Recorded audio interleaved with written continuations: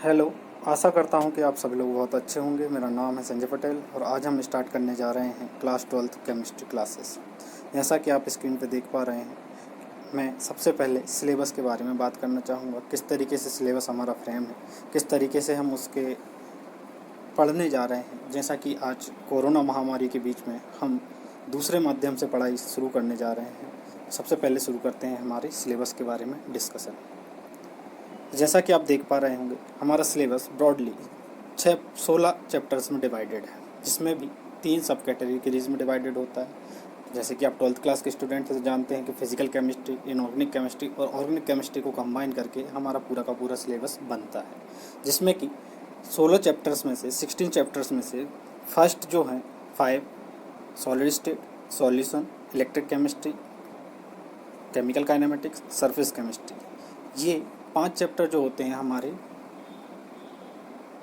Inorganic chemistry के आते हैं या फिजिकल केमिस्ट्री के आते हैं, जिसका वेटेज होता है 23 मार्क्स का, जिसमें कि हमारे न्यूमेरिकल्स भी रहेंगे और थ्योरी पार्ट भी रहेगा थोड़ा सा। तो हमें इसे उसी तरीके से पढ़ना होता है। न्यूमेरिकल्स पे हमारी कमांड होनी चाहिए, डिफरेंट फार्मूला पे हमारी कमांड होनी चाहिए। उसी तरीके से हम आगे बढ़ें तो देखेंगे कि हमारे इनऑर्गेनिक केमिस्ट्री के जो पार्ट आते हैं चैप्टर नंबर 6, 7, 8, 9 तक, मतलब general principle and process of isolation of elements, P block elements, D and F block elements, coordination compounds, जिसका वेटेज होता है 19 मार्क्स का। अब इसका मार्क्स वाइज देखा जाए तो हमारे डिफरेंट जो चैप्टर्स हैं उनमें डिफरेंट नंबर के क्वेश्चंस हमारे यहाँ से बनते हैं। तो उसे भी हम देखेंगे कि कैसे पढ़ना है या कैसे नहीं, किस चीज़ को छोड़ना है, किस चीज़ को पढ़ना है, या किस तरीके से हमें पूरा सिलेबस कंप्लीट करना है।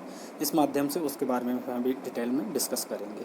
उसके बाद आता है हमारा क्या, ऑर्गेनिक केमिस्ट्री। ऑर्गेनिक केमिस्ट्री में रेस्ट जो चैप्टर्स बचते हैं वो ऑर्गेनिक केमिस्ट्री में जाते हैं।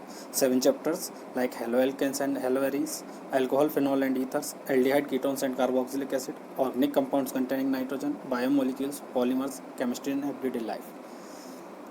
तो चलिए, ये था हमारा सिलेबस जिसे हमने ऑर्गेनिक, इनऑर्गेनिक, फिजिकल में बांटा हुआ है। और आपको पता है कि किसका कितना वेटेज है। 23 मार्क्स, 19 मार्क्स एंड 28 मार्क्स मिला के 70 मार्क्स का हमारा पूरा का पूरा थ्योरी का पेपर होता है।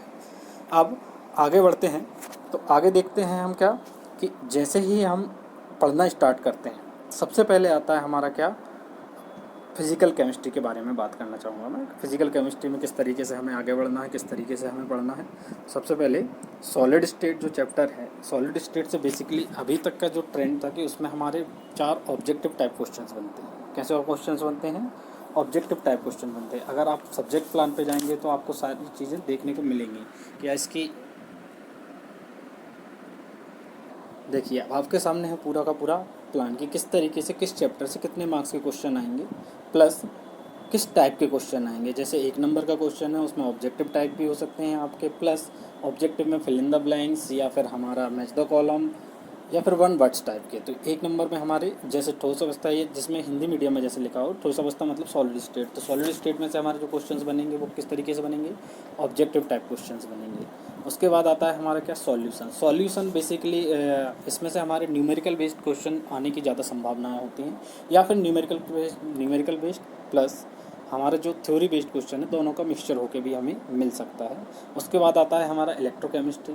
इलेक्ट्रोकेमिस्ट्री में बेसिकली हम पढ़ेंगे किसके बारे में, हमारी जो बैटरीज़ है, इलेक्ट्रिसिटी, रेडॉक्स रिएक्शन, या फिर हमारी जो बैटरी के electrode, potential, standard hydrogen electrode, या फिर जो डिफरेंट बैटरीज होती है, प्राइमरी सेकेंडरी बैटरीज के बारे में हम बात करेंगे।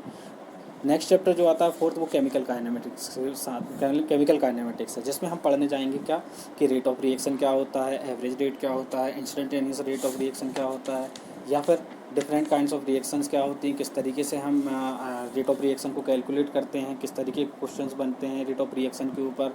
फिर पढ़ेंगे हम फर्स्ट ऑर्डर रिएक्शन क्या होती है, जीरो ऑर्डर रिएक्शन क्या होती है, और इनकी हाफ लाइफ क्या होती है। इन सब चीज़ों का बेसिक कॉन्सेप्ट्स हम यहाँ से गेन करेंगे।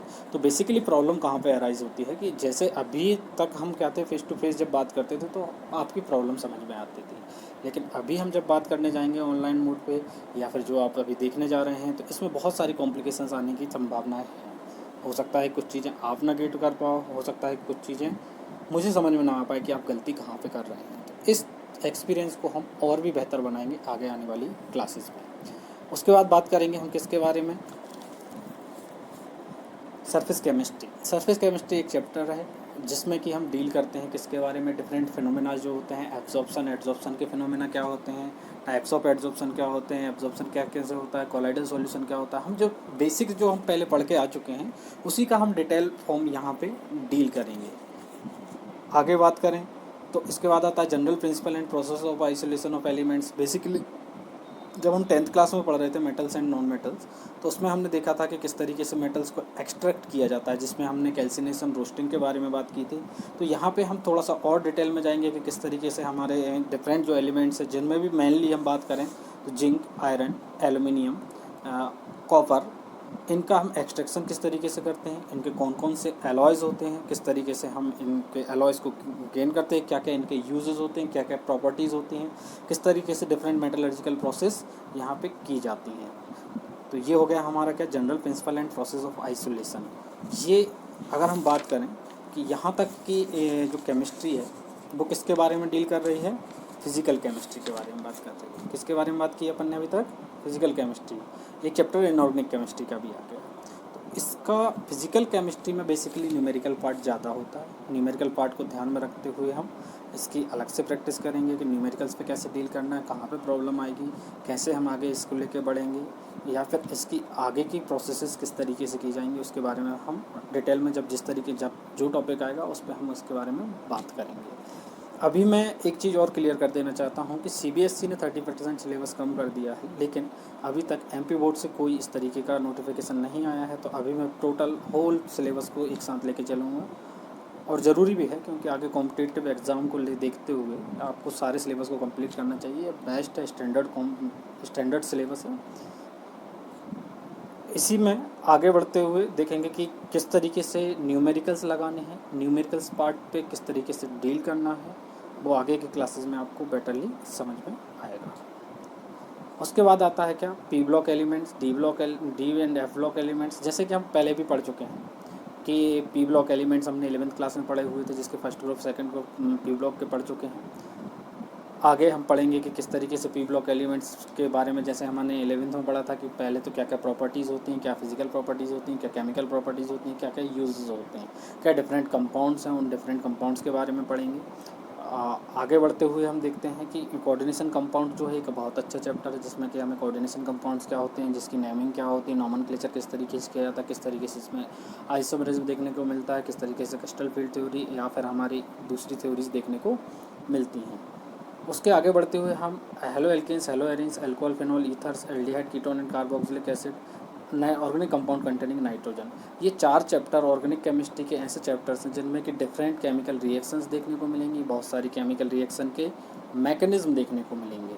मतलब केमिकल रिएक्शन किस तरीके से हो रही है उसका पूरा मैकेनिज्म समझेंगे हम, और किस तरीके से हमें उसे पढ़ना है, किस तरीके से हम उसे याद कर पाएँ, ज़्यादा देर तक रिटेन कर पाएँ, किस तरीके से समझना है, ये सारी चीज़ें हम अगली क्लासेस में प्रॉपर्ली करेंगे। तो आगे बढ़ते हैं लास्ट के 3 चैप्टर जिन्हें मैं बोलता हूँ biomolecules, polymer and chemistry everyday life. ये 3 चैप्टर ऐसे चैप्टर हैं जो कि हमें पूरे के पूरे नंबर देके जाते हैं। जैसे कि आपको सिलेबस स्कीम में देखने को मिल रहा होगा कि जो हमारा जैव अणु जिसे हम बोलते हैं बायोमोलिक्यूल, वो कितने का है, 4 नंबर का, बहुलक है 3 नंबर का, और दैनिक जीवन में रसायन मतलब केमिस्ट्री इन एवरीडे लाइफ है 5 नंबर का। तो 12 नंबर का हमारे यहाँ से क्वेश्चंस बनते हैं, और ये बिल्कुल इजी क्वेश्चन होते हैं जिसमें कि आपको बिल्कुल 12 में से 12 स्कोर किया जाना आसानी से किया जा सकता है।